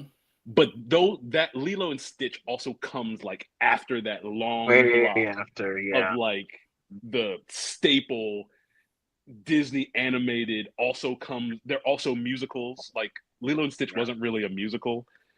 Sure. And so it sort of fit in a slightly different category, even though it was like right at the tail end of those things, right? Because it's like you had what was it? It was Lion King, or it was like Lion King, Aladdin, Hercules, Lilo and Stitch, Treasure Planet, like in that order in the 90s and early 2000s or whatever. And Treasure Planet didn't have a sequel, I don't think. No. Okay. You said it was good. Yeah, I thought Treasure Planet was solid. It was. Yeah. Yeah. It's one of those like obscure ones that most people don't either remember or talk about much, but it was definitely a good one. I agree. So yes, like Lilo and Stitch 2, sure. But as far as like this is a musical and an animated Disney thing, it's hard to hit twice. Like it's hard to hit solidly twice. And they just sort of don't. That's why I'm a little apprehensive about this Mufasa movie. Sure. I would not be watching. But new Lion King music, I'm in. Like you can't make me be away. Like there was a little featurette on there was a little featurette on Disney's YouTube channel about the music from it. And so you have Lin-Manuel Miranda and the director of Mufasa talking to each other about the music in the movie, because of course Lin-Manuel he wrote like 7 new songs for this Mufasa movie. Yep. And so I'm like, 7 new songs? Count me in. Yep. Like, he's been doing that a lot for a lot of stuff. He did that for Little Mermaid too. And Encanto. Yeah, and Encanto, yeah. Yeah. He definitely has been popping in, doing some side music for Disney. But the music sounds pretty solid, I think. I'm kind of excited for it. It's a prequel, so I don't know if this counts as a sequel technically. But I don't know. Mufasa, it should be fine. It should be good, I think. Right. Do you think this is going to fall into the category of what our listener who commented earlier said about the Solo movie, where it's like, we want to just have Mufasa as this iconic, legendary, stoic, perfect father type character, right? Will we do that a disservice by trying to tell a story of how he became that person? Yeah. Like, that's the only thing I'm worried about. It's like, I mean, will this build up make me also satisfied, or will it be like, I don't like Mufasa, or Mufasa did Taka. I mean, the way that Mufasa did Taka dirty. So this group, you know, of course, we had Simba, Nala, Timon, and Pumbaa, or Simba, Timon, and Pumbaa as the sort of trio group in the first one, and then of course Nala sort of came around. This one, it seems like it's going to be Mufasa, young Scar, whose name we know now is Taka, and Sarabi, Mufasa's like first wife, I guess. Only wife. I mean, this is a lion pride we're talking about. I mean, so if we're being honest, Nala is also Mufasa's daughter. Yeah. She's just not born from Sarabi. Like, Nala has a different mom, but like the way lion prides work is that be because fucking all even I said that, and people were like, no, Scar was there too, but Scar wasn't fucking anybody. But he was he did. I mean, later for the second movie, with the he went around and messed with. See, that was the other part about Lion King 2 that failed to me, and that's if Scar was supposed to have been like murdered by, because they basically made it seem like Scar was like basically bludgeoned to death by the hyenas, right? At the end of the first one, or at least fucked up badly. How were there enough lions that sided with Scar to also be a part of that group that got banished to like another place? It didn't seem like any of the lions were with Scar in the first movie. It seemed like he was by himself as like a cruel sort of like dictator type character. So not only did we think Scar died in the first one, but if he didn't die, that he would be the only nigga that was excommunicated from the pride. And yet we come to the second movie and it's like, look at all of these mangy lions that sided with Scar. I was like, wait, what? Where were y'all at? For what reason? Like, right. How do we? So there was a lot of things that I didn't quite get. I do understand what they were trying to go for, where it was like, well, the son of Scar, is he like his father? You know, do you make the children pay for the sins of the parents, right? But no, Lion King 2 was a wash. Even with the disgraced, or whatever you say. Deception, disgrace. Yeah. Yes. Yeah. I'm actually surprised that you guys remember any of the music from that movie. No, that song is iconic, though. Like, the way people keep bringing it up. Yeah, it has the way people keep bringing it up. That word again. That's that iconic. I mean, it's memorable. No, Circle of Life is iconic. Right, but that song is actually memorable. People, I mean, I see it circulate on the internet at least once every 2 or 3 months. I'm just like, oh, there it is again. So I've never heard it referenced after I saw the movie.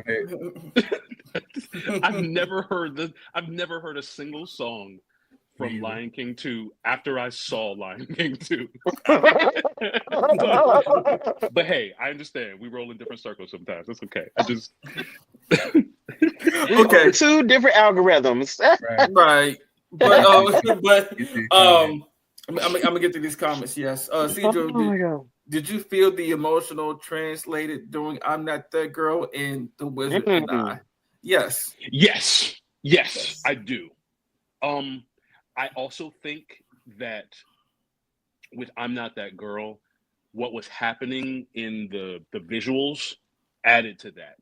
So Yeah, she dude. didn't necessarily have to do as much, but just sing a really pretty song, which she did. Right. But I also like she emoted enough. I thought it was fine. The main parts about when I talk about like the emotive expressiveness lacking a little bit compared to the original musical is more so in the duet big numbers than in the solo numbers, if that makes sense. So like Defying Gravity, What is although this I will feeling? say, What Is This Feeling was actually good. I enjoyed that one. I did Yeah. too. Like as far as like the expressive, like the emotion, Even the the expressive, like and it the was, dancing, that because I've seen people redo that dance scene so many times on the internet. which dancing? From What Is This Feeling, like the The ending ones of where the animals danced. it. No, okay, yeah. I liked What Is This Feeling? Dancing Through Life, I thought was solid. The only gripe I had about Dancing Through Life was I'm just a traditional let's not abuse things we shouldn't abuse kind of guy. And I just can't stand when people are like doing terrible things to books or musical equipment. So like when people drop mics or they're doing a performance near a piano and they decide to like stand on the piano or like lie on the top of the piano and do like, to me, that's disgraceful. Like, don't do that.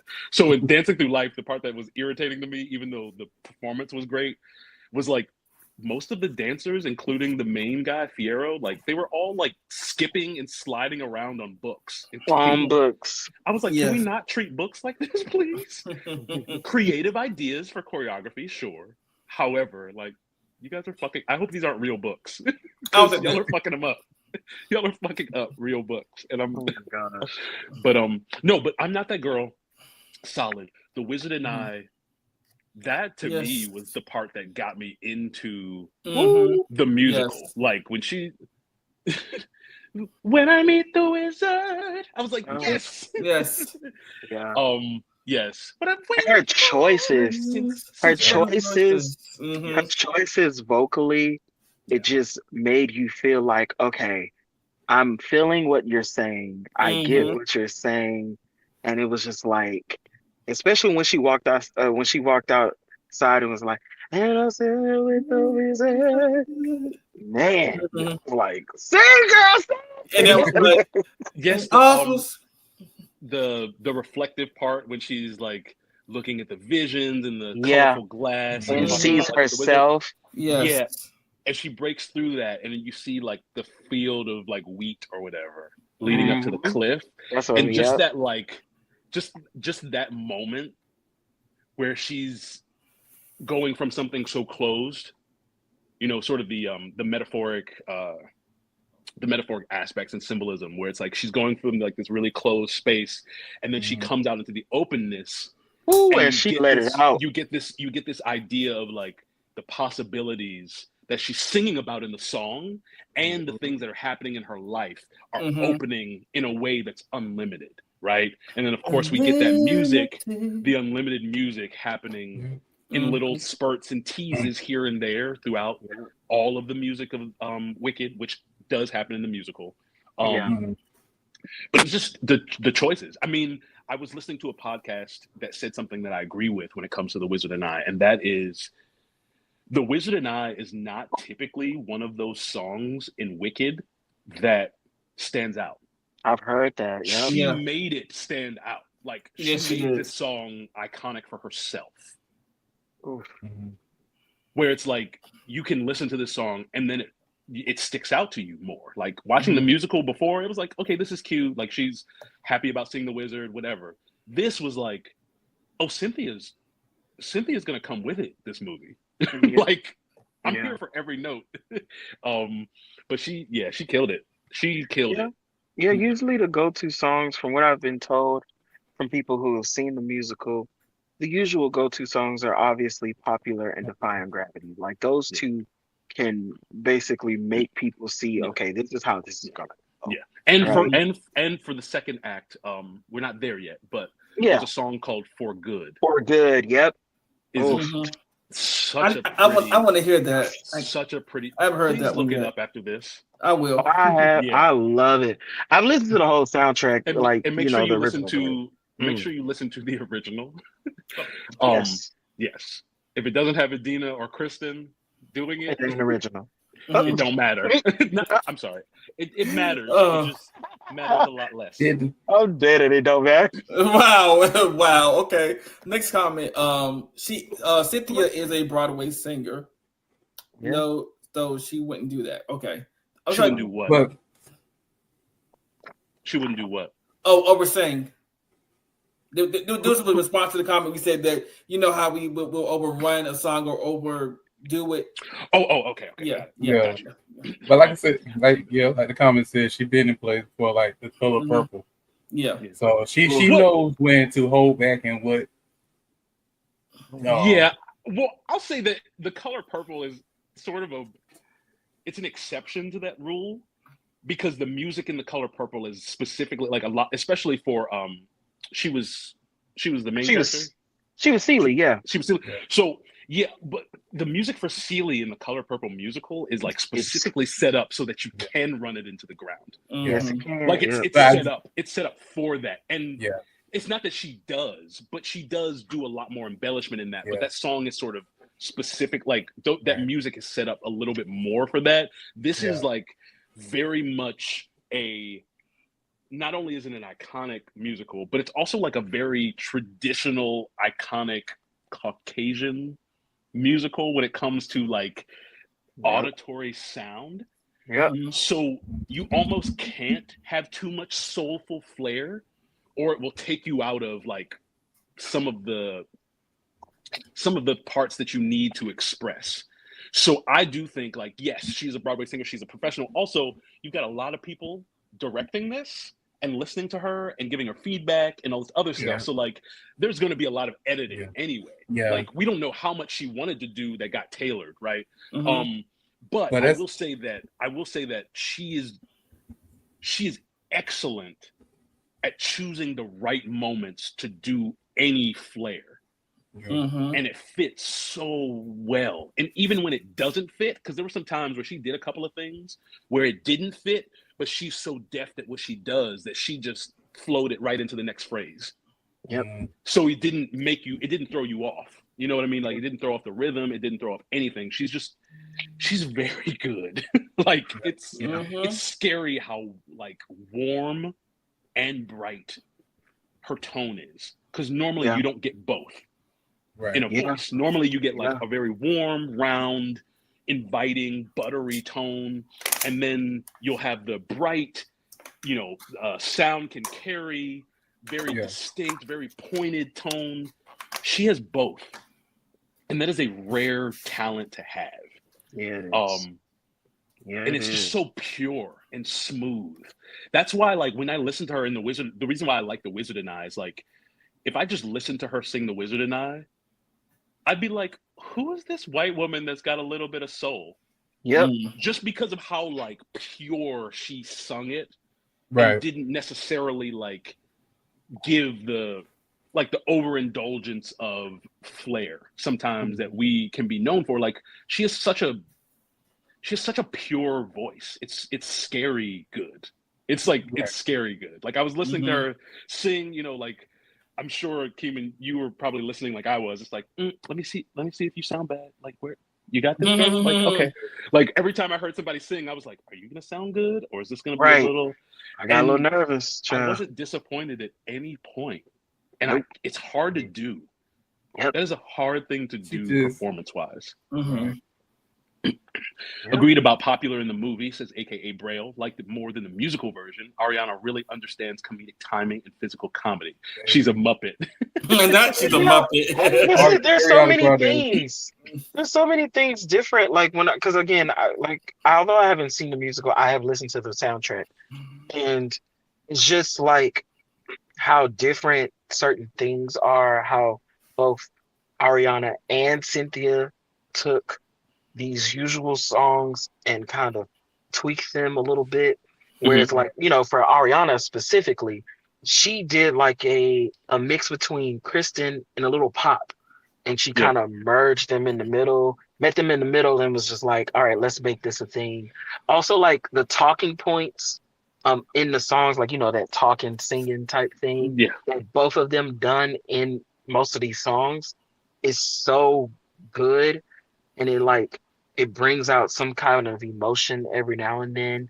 Obviously, there are certain things in the movie that are not on the soundtrack, like certain little like ad libs. Like for instance, on "What Is This Feeling" when the people are singing "Dear Galinda," sorry, whatever they were praising her. Like the whole time she's just like, yeah, and so that's an ad lib that's not in the soundtrack, but it works, and I'm like, well, I wish I would have added that to the damn soundtrack because it just works because she added that because that's not a part of the original. So yeah, it's just little ad libs. Because in Popular, there was a moment where she, in the beginning, because of course you get the whenever I see someone less fortunate than I, right? But then there's a point where she's like, and even in your case, and then she stops and like has like a whole sort of moment where she's trying to like I don't know, fix her hair or something, and she's like, I think she took off her glasses. That's just she put put those back on. I've yet to face, and like she goes into it then, and I'm like, this wasn't really in the musical like this, like there are some moments where they try to take it and let it breathe to give it a little bit more body, and so again, very good, like it was very good from them for sure. But that's the thing, like music wise, I knew they had it down. It was the comedy that kind of shocked me because I didn't expect to laugh at certain parts of this movie. Right. Oh yeah. Here's my sister Nessa. She's like a more acceptable shade. Right. Like but she said, yes, you're green. Yes, I am. Well, let's get this out the way. I don't eat grass. Yes, I was born this way. And what was the other one? God dang, I forgot the other part. Where she said, I don't eat grass. Yes, I like to do high. I was born this way. Oh, I forgot what she said. Huh? Oh yeah, and I don't get seasick. Yeah. Well, I didn't get seasick. She was like, wait, there's something wrong. Something didn't go my way. That's right. Yeah. And she was like, "Guh, Linda, not Glinda. Guh, Linda." She was terrorizing that goat. Linda. I don't see why it's that hard. But then later she was like, well, in solidarity with such and such and such, I'm going to do. And to me, it was so funny because that was very much like there were some elements of this movie that were tying into more current times and phrasing where it's like, oh, in solidarity with with Dr. Dillamond, I'm going to change my name to such and such and such, right? To fit, right? What was funny to me is that happens so often where people will just go on social media and be like, thoughts and prayers to the people that are suffering in the Gaza Strip. And it's like, well, what are you actually doing that's useful? Because just changing your name in solidarity doesn't change the fact that Dr. Dillamond is in a cage somewhere. That's all right. Like it does not change the fact that Dr. Dillamond is about to be some curry goat and rice. Right. Like hey. You changed nothing. Like curry goat. The one that took me out when they finally beat the wizard. And he came out with the mechanical head and stuff. And he walked down and Ariana like, oh man. Yeah. Or the guy that's the train on the train. He's like, the man with the mustache. And it was just like certain things she would say. It was just Yeah, like it just certain little stuff. comedic. That, It was just so good. I was like, okay. Fiero and I are getting married. Oh, he proposed? He just doesn't know yet. Here's the Right. Like, I told you a secret.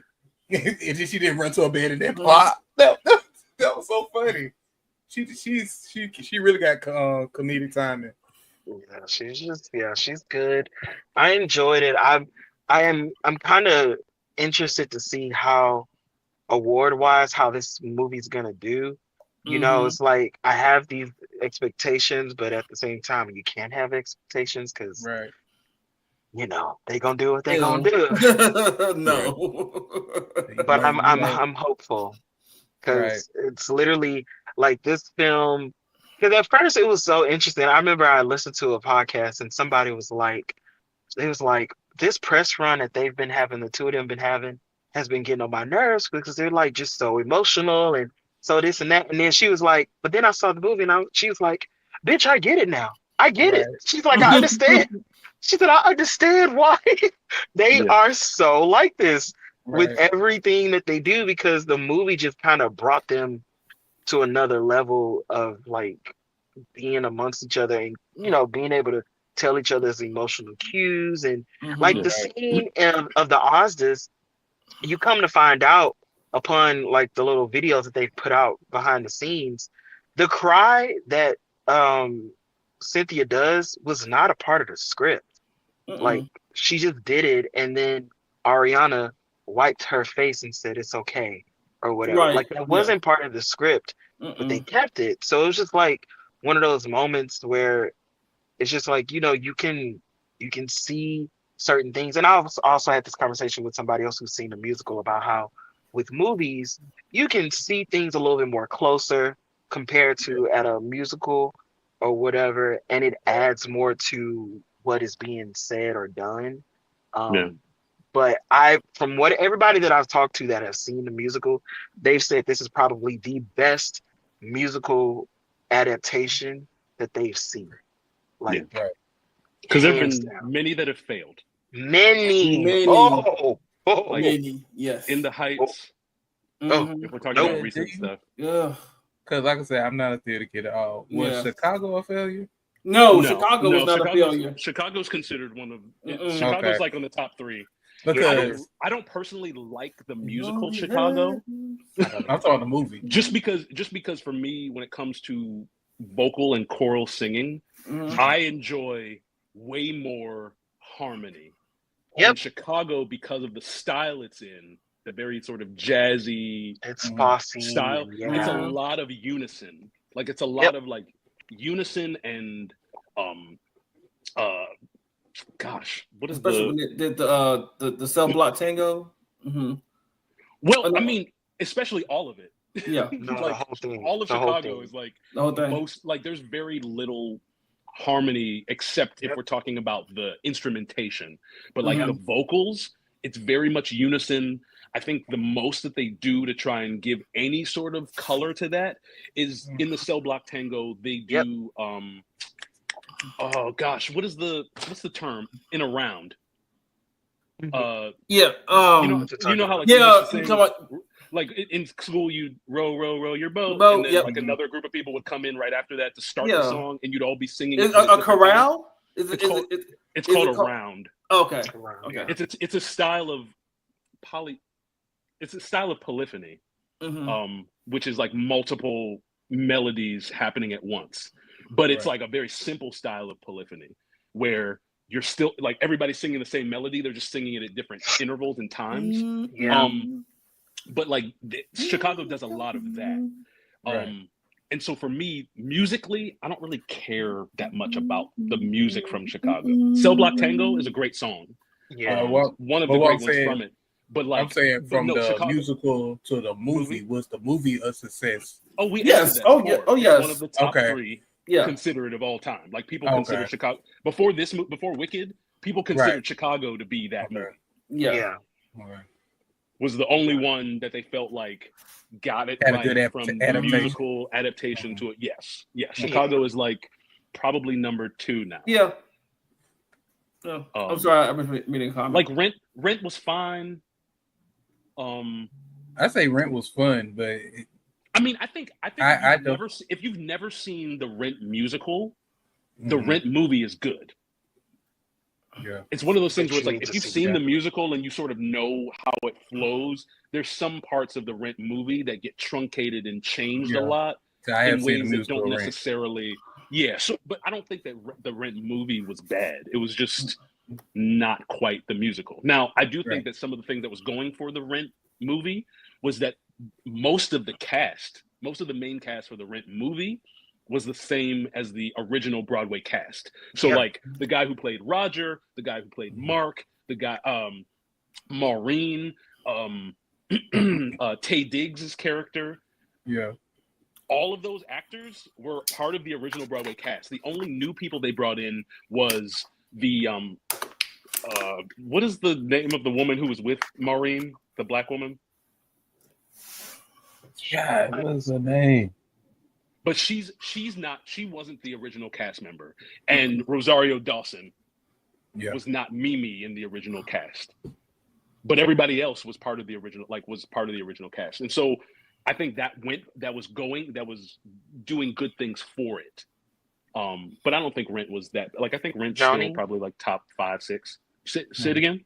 Was it Joanne? Sorry. Joanne.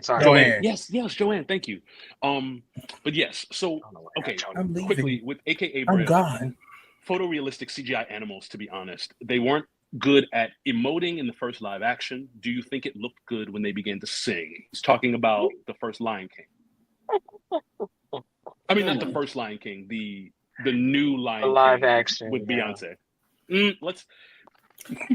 It's a 3D animated because it's still there's no live action at all in the movie. It just happened to be a part of that phase where Disney was doing live action versions of their movies, and so and it's still are. But yes, she slid on that book during Dancing Through Life, and I yelled bloody murder. Yes, I was like, oh my god, he just kicked open that book and then just slid on it twice. I was like, what? Yes, I keep seeing people do the loading dance sequence, shaking my head.